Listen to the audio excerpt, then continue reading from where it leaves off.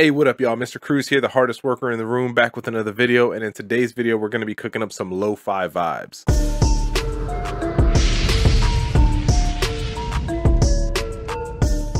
So I don't make lo-fi beats very often, but the few times that I have, I really like the way that they've turned out. So we're going to cook up a lo-fi beat today, and I'm going to show you guys how I do it. First thing is, though, I'm not really good at making lo-fi melodies. So I asked a friend of mine, AH Beats, who makes a lot of really dope boom bap type of beats. So I just asked him to send me some loops. He sent me some. I picked some out that I think would really fit the vibe that I'm kind of going for. So we're going to start out with that. Let's go ahead and check them out.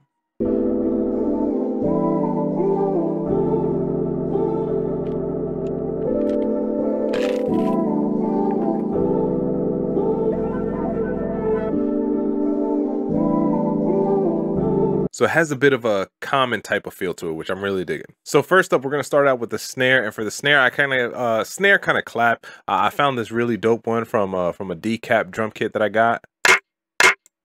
All right, so I definitely think that's going to work. All right, and one of the things about making lo-fi is I really learned from Jay Dilla, who taught me that quantizing your notes is just a suggestion. So with this one specifically, what we're not going to do is we're not really going to try to quantize everything. We're going to record most of our notes without quantization to kind of give it that kind of lazy, staggering kind of feel, which makes it more authentic because, you know, it's more human. I get my 3 count.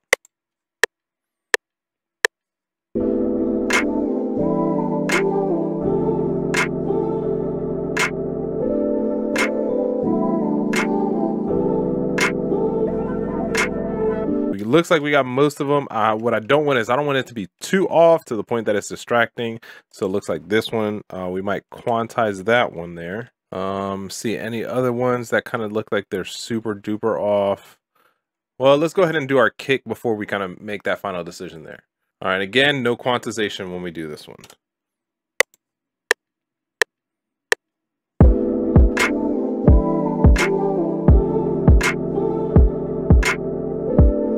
We'll go back and redo the snare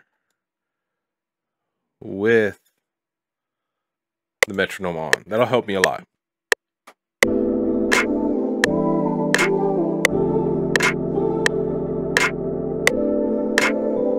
All right, I think I got most of them on there. Pretty good, pretty good. All right, I think I'm gonna fix this one here, fix this one here, and maybe fix this one there. Back to our kick.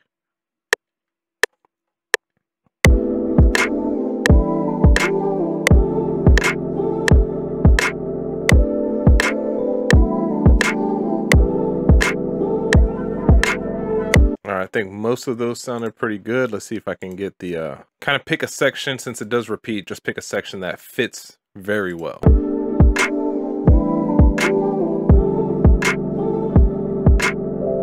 So I think these 2 bars right here. So these are the 2 that we're kind of going to keep. I know it kind of seems a little redundant to do it like that, but chill, fam, chill. All right, next up, we're going to do hi-hats, and we're going to treat hi-hats the exact same way. Here you are all equally worthless.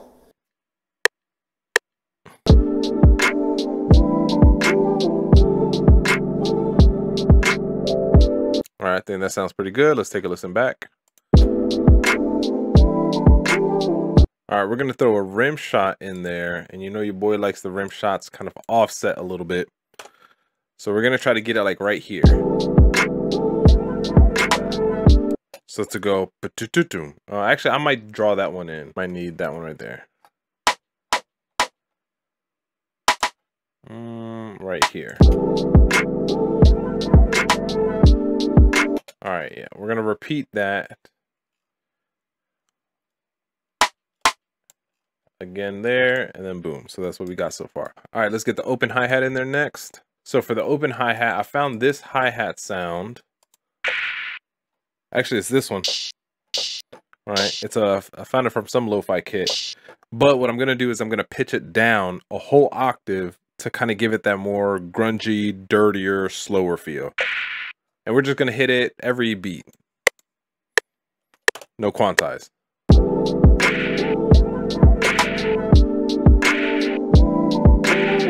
All right, I think I got enough there. We're gonna keep that, and then let's just duplicate it. All right. Our splash is already set because I just hit it one time in the beginning. But we all know I hit it first. And let's go with, let's get our 808 in there. All right, so I got this really low sub bass here. So what I'm thinking is have it do like a doom, like a.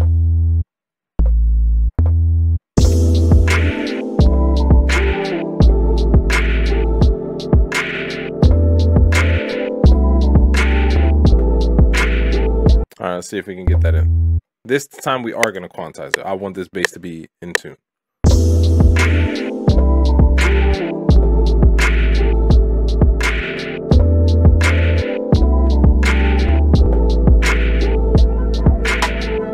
I don't think I meant to hit this note here, but let's see how this sounds.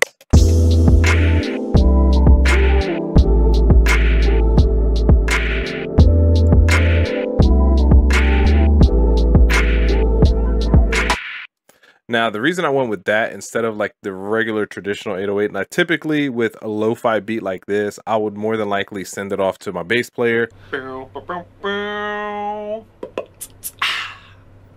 Really?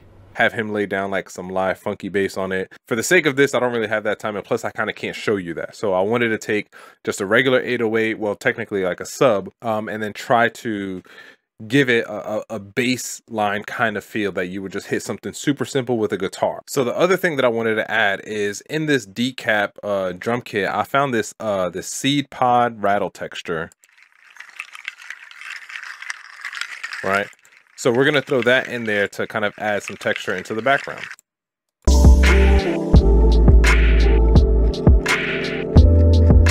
Just by looking at it, I think I'm gonna cut this part here so that it can kind of have a lot more. I don't want the fade in and out. I just want it to be straight drum wave. Maybe turn it up a little bit.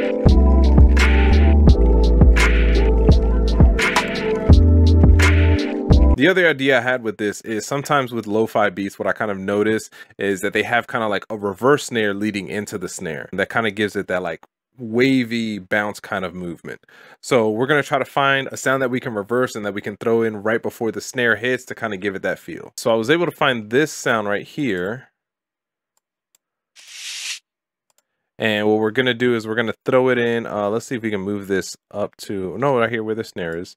And we're going to put it right before that snare that we see hitting. So let's, oh wait, no, let's not do that. Let's move it like right here. See how that sounds. All right. First up, it's too long, so we're going to shorten this.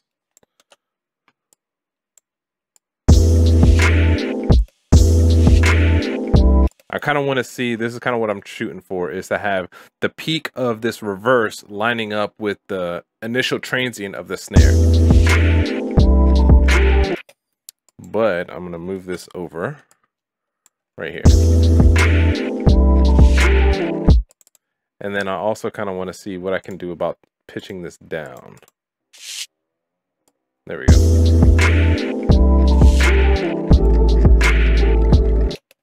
Money, that's the one right there.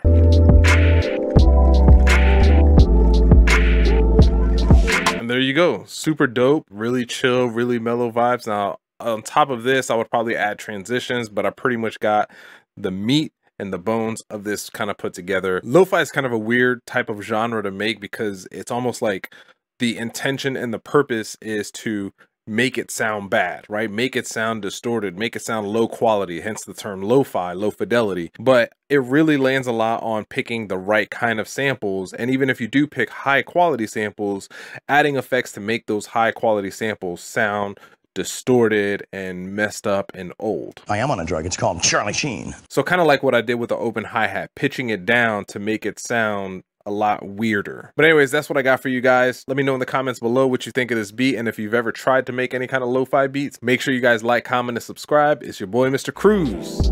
Out.